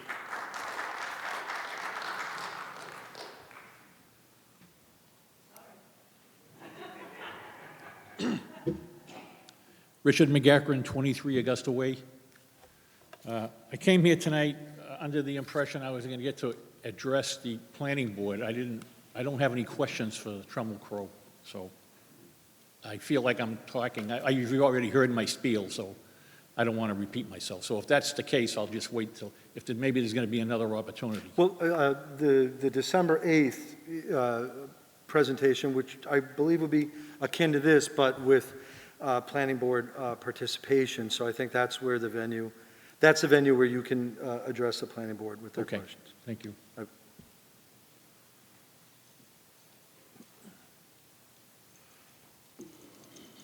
Jan Spence, Windermere. A quick question. Is there any guarantee that Trammell Crow will hold on to this property once it's developed, or will it be sold off? There's never a guarantee. We've never represented that. However, at this time, and with the caveat that the world can change, the Crow family is the investor in this project. The Crow family intends to hold this asset as a cash-performing asset. That's where we are right now. Probably 60–70% of the projects we build do get sold within a couple of years. It is worthwhile noting that while we're the developer and we're owning it for some period and then at times sell it, we are selling it to insurance companies, pension funds, very, very responsible owners and operators of assets who are equally focused on managing assets that create good cash flow, and that means well-managed, well-maintained. Is there any protection for the surrounding communities, such as Windermere and Meadowwood, that would help us as far as these, say, 800 people living in this complex? These people are going to want to go jogging, bike riding, skateboarding, whatever. How do you deter them from coming onto the private property, which we have to insure privately? And there's no, I mean, that's an issue. Yeah, I mean, that's a great question, and we've heard this in the context of this project, but we've also heard it on other projects. I mean, the first step is our communications with our residents. Usually, we can add a rider to the lease which says, you know, you acknowledge that you may not go onto a private property, which I think we'd all argue is pretty obvious, but it helps in terms of reinforcing that idea with the residents, and we're very comfortable doing that. Like I said, I have other properties in which this has come up, and that's what we do. We've talked about signage, so the thought of maybe, no left turn or left turn for residents only as you're going up Princeton, those are all things that we would love to do. Obviously, it requires coordination with the town and also the state, because Princeton's a state road. But we've talked about that, and in the development agreement, we've committed to funding that. So we do want to help with those issues. And I believe you said that those concerns have already existed. So, we'll contribute to helping that be less of a problem for you. Thank you.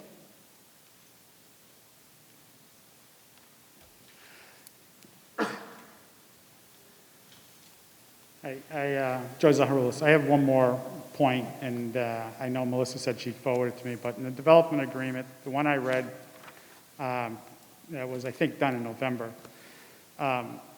didn't indicate at all about maintaining the sewage treatment plant on site and not using the municipal sewer. I would like to see that in the development agreement, so that way that when it does go before the planning board, there is no misunderstanding that, well, the apartments in the back are taken care of by the sewage treatment plant, and the condos out front are going to go use municipal sewer. So I really like to see that in the development agreement so that it is abundantly clear what's happening with the sewer. Okay, thank you.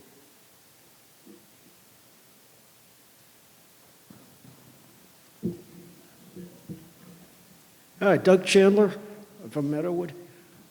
This is an easy one for the landscaper. My pet peeve is the vines. So does your arborist intend to preserve the beautiful canopy that you keep talking about by eradicating or at least controlling those invasive species of vines that are so prevalent around some of the woods areas? Yeah, so as Mark mentioned, the goal is really to be able to, with obviously the caveat of being what the Concom will allow us to do within the wetland area, that's certainly under their preview, or if you will. But yeah, certainly to be able to clean that up where possible, and then certainly where it's on private property would be to continue that and to clean that up and actually kind of really promote and work towards enhancing the existing tree canopy that we do have to make sure that that continues to thrive and to grow. Great, thanks. That was the right answer.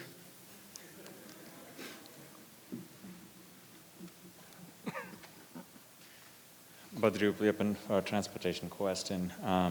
This property is going to come online about 2025. Transportation scene will change quite a bit. From what's been discussed, I also believe there's a bus stop for the Lowell line, right, or the Lowell LRTA right outside or just about nearby. Could you clarify how the situation would happen in terms of peak traffic, buses having to run at that same peak hour, stopping there and frequently, and also potentially you have residents, active seniors, taking their bike out. What's the sort of bike paths and safety along Princeton that would be there? And I'm assuming in 2025 we will be more, or we'll have less cars. So this would all be, have to take care. How do you think this would all work?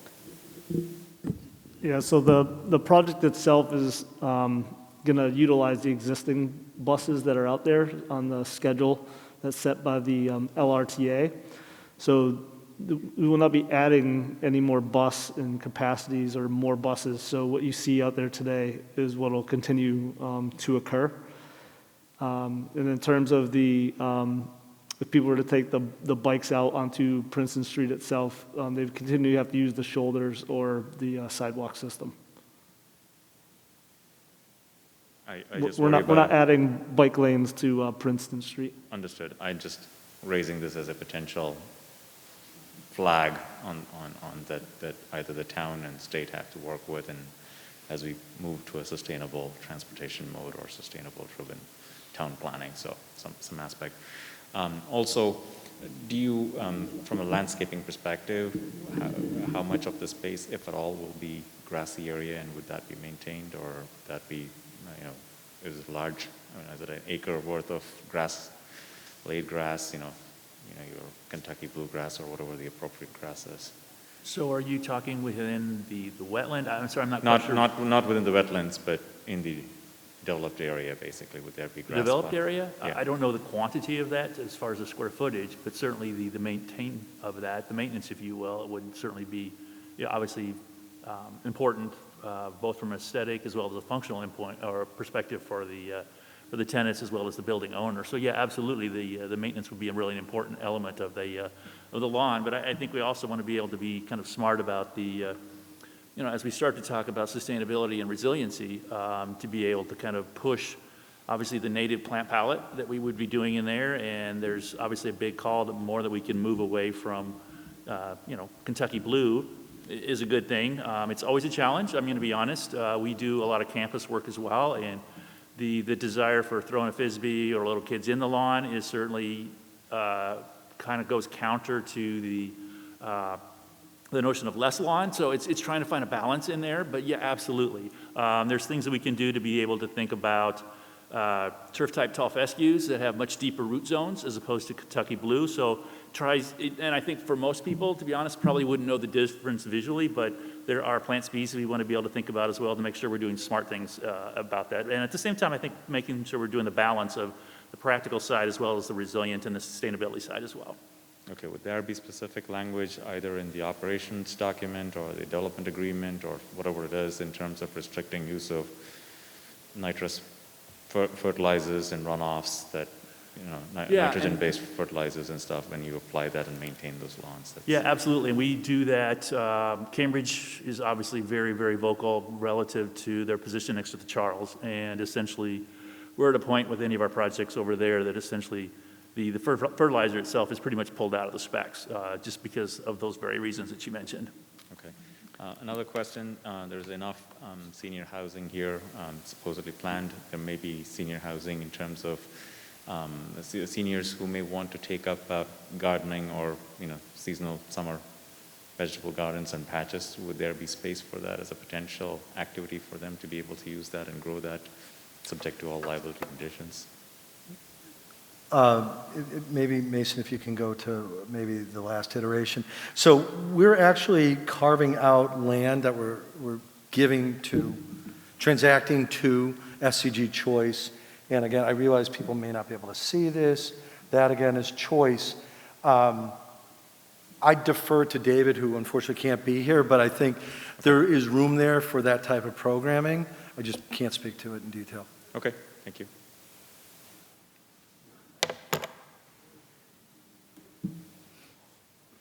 By 2025 and 2026, we're looking at approximately 10% electric vehicles. Are you planning to have about 20 or 30 charging stations in there at least? Yeah, it's a great question. I'll tell you that the properties that we were building a couple years back, we thought 4 to 8 chargers, was the right number, and it isn't. On this property, again, we haven't designed it yet, but my gut is we'll be, if parking's $5.75, I think we'll have 50 to 100 charging stations because that's where the demand seems to be. Thank you. Two questions. Mark, the choice units, I don't know if you can answer this, are they limited to or available only to Chelmsford residents that meet the age requirement, or will it be open to anybody? These housing units? Yeah, the choice units on the site here. Yeah, please. Yeah. I can answer that generally. What will happen is a normal lottery plan, just like any other affordable housing development, where Choice would be able to have a preference for Chelmsford residents, but they wouldn't be designated just for Chelmsford residents. But the large amount of the pool could be designated for Chelmsford residents. Okay. And the other thing, Mark, if you could just go back over for a minute the rents that are going to be charged and how they compare with other apartment complexes that have been built in the area, and whether how you would classify this, whether it's just as an upscale community, luxury, and what the typical type of tenants you would see in this type of development. Yeah, I mean, we will be the newest product in the immediate area, which is, comparatively is an advantage in and of itself. Our finishes will tend to be of a nicer nature, I think, than the broader competitive set that we're talking about. So we consider ourselves a Class A luxury multifamily developer. And so that's what we build to.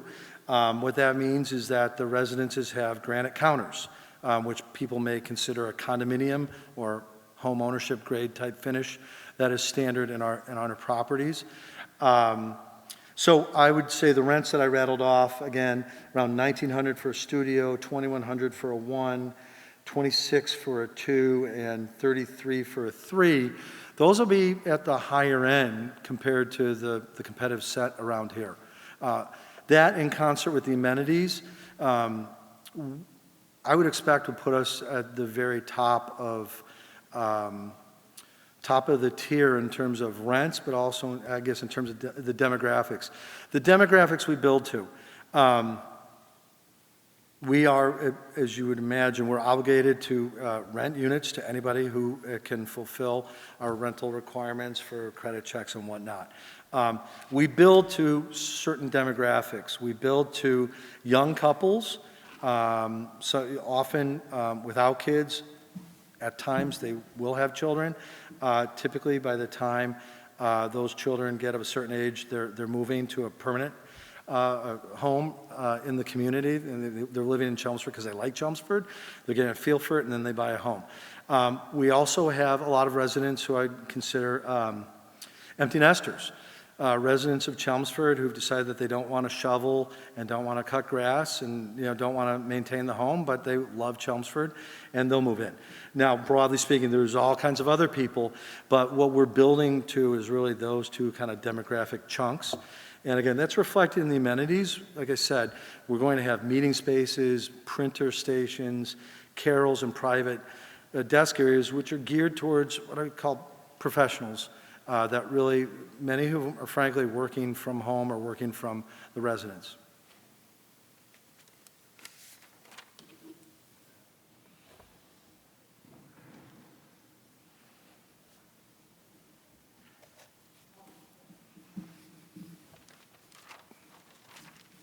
Seems like, my name's Harry Adamian from Windermere. It seems like there's a great opportunity for a single mother and 2 or 3 children, or 2 children, to go to a great educational system in the town of Chelmsford. This would be a bonus in these apartments, causing perhaps some great problems in the local schools. Have you considered, or do you have figures on anything like that? Yeah, that's great. Seeing as the divorce level, they tell me, is 50%. Yeah, your question, it's a great question. I believe on the town website, we have our fiscal and school child impacts report, which is available. The synopsis I'll give you now, but certainly, don't hesitate to run that down. We anticipate 35 to 49 additional school children across all grades from this development. Those numbers are in line with our experiences on our other properties. And in fact, I'll tell you that, and I believe it's Alyssa Way, but I may be misspeaking. There is a residential apartment development here in town, and if we use the metrics, school child metrics from that community, we'll have 35 students coming on the property. We think it's probably around 42. Broadly spaced over all grades. So do you have a pre-K? Yes. Do you have a couple kids in high school? Yes. So is there going to be student impact? Yes. Do we anticipate that it will be spread broadly across all the different levels of the school? Yes, that's what the data has shown and what our real life experiences on other properties have shown. So does that answer your question? It does to a point. How old is the units that you're taking the figures from? I'll defer to the report. I wasn't the professional that wrote the report. I think it'd be best if we could maybe get you that report. I know it's on the town website. I don't want to misspeak about that data, but I would call it very current. Uh-huh. And it also premised on the consultant did have conversations with, I believe it's Dr. Lang, the school superintendent. So it isn't just our data, it's also data from the school system. Mm. And school buses would run through the community? Would imagine so. The detail of, does that come up? I think, frankly, on other properties, What we've seen is that the school, the truck comes perhaps to this rotary area here to pick up students, but we haven't worked that out at all. Sorry. I can't see where you're pointing. But that is a detail that has not been worked out, and you know, we would have to Are figure they that out. private roads? These are, yes. They are private roads? Yes. And so you maintain the snow plowing and Precisely, and yes. repair of the roads? Yes. And It's our sewage responsibility. systems, stormwaters, right? Say again? Stormwater systems also? Yes, that's all on us. Okay. Thank you. Thank you. Well, Harry went right where it was Harry, I think, went right where I was going, schools. Your PDF that's online, I believe it said that would require 2 more teachers. That's baloney. If you're relating it to the number of kids who might move in, it's still baloney, because you're not considering sped kids with special buses, and you're not considering I know you don't know who's living there yet, so you can't figure this out, but I'm guessing that the number, if there's 35 kids, then you need 2 buses, or if there's 35 kids, then you need 2 extra teachers. That can't even begin to cover it. I'm a teacher, I know. But that is derived from direct conversations with Dr. Lang. That isn't something Well, we came up with. I'm not going to talk about Dr. Lang, but I know him. Okay. So I also have a question regarding school buses connected to the dropping off. Well, you said they might be coming into the Rotary. My question was going to be, so maybe you don't need to answer it. We'll see. Up at the upper right corner of your picture, are those parking spaces? Because if you're not bringing the kids into the Rotary area, however many there are, that means they're dropping them off on Princeton. And in the dead of winter, moms are going to have to walk down there or drive down there. So are those parking spaces on that upper right corner of your diagram?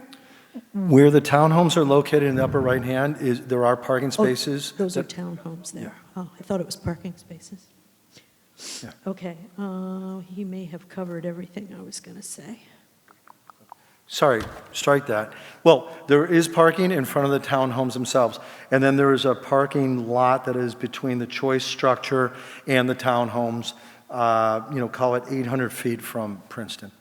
Mm-hmm. So people might want to park there to pick up their children to be dropped off if the bus isn't going all the way in. Yeah, and the reason why I like the Rotary, and again, this is kind of spitballing because we haven't had any of these conversations, is on other properties, we've had the students typically congregate in the clubhouse amenity area, which is between, in one of those buildings. The bus comes up, they walk out, and they jump on the bus. But that's, I'll defer to the rules and regulations of buses. It may be allowed, it may not. I don't know as of yet. Right. So then the only other question that was sort of related that I had was that what hour of the day was the peak for outgoing and for incoming? What hours of the days were those? I believe the intersections was 7:15 to 8:15 in the morning, and then 4:30 to 5:30 in the afternoon was the peak overall. Okay, so 4:30 to 5:30, the kids will all be home. That's not relevant. But 7:15, you'd have high schoolers. Actually, they'd already be out too, I think, so maybe it's not an issue. But it's something to think about when you're making your plans. Thank you. Thank you. George Zaharoulis. I just wanted to make one comment. For several years, I've been involved with town, and this is the first time, I think, or the second time, that a developer or a applicant has actually held these type of hearings, not in front of a planning board, not in front of a ZBA, looking for input. So I want to thank you, and that goes to a previous speaker that mentioned this. So, and those of you here, the planning board is going to have a hard job when this comes before them. Don't take it out of them. Be part of the solution. And, I was there. I know what it's like. And I feel for every single one of them. So if you have questions, please get them maybe to community development, and he'll forward them along to Melissa, or we'll forward them along to them. And it sounds like they're very responsive to that, because they've been responsive to me. So I want to thank you for that, and I will continue to keep an open mind. Thank you. And so, thank you, George. And so I'll tell you now, although it's certainly available, my email is mbaransky, MBARANSKI. I'm sure it's available if you don't want to write it down, at tcr.com. Actually, George, thank you. You pitched a really good one there for a wrap-up. These projects work because we interact with you. We hear the things that you're worried about that we couldn't hope to understand or know about. That's the only way we can make this work, is when we hear what your concerns are. Some of the problems we can solve. Some, I will be perfectly honest with you, we can't solve. We may not be able to say yes to your questions. We are certainly going to try, and I think, frankly, we've said yes and responded to a lot of questions here. And we're going to continue that process, and then, there'll be a town vote, and we hope that the town reps will support this. We think this is a great project.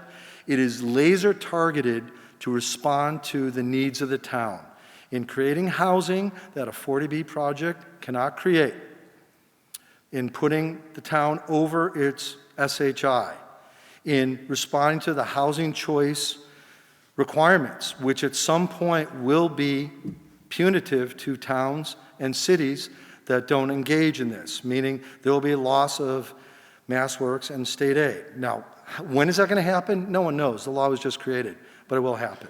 So we think this is a great project. This is a very large piece of land that has been historically disrupted.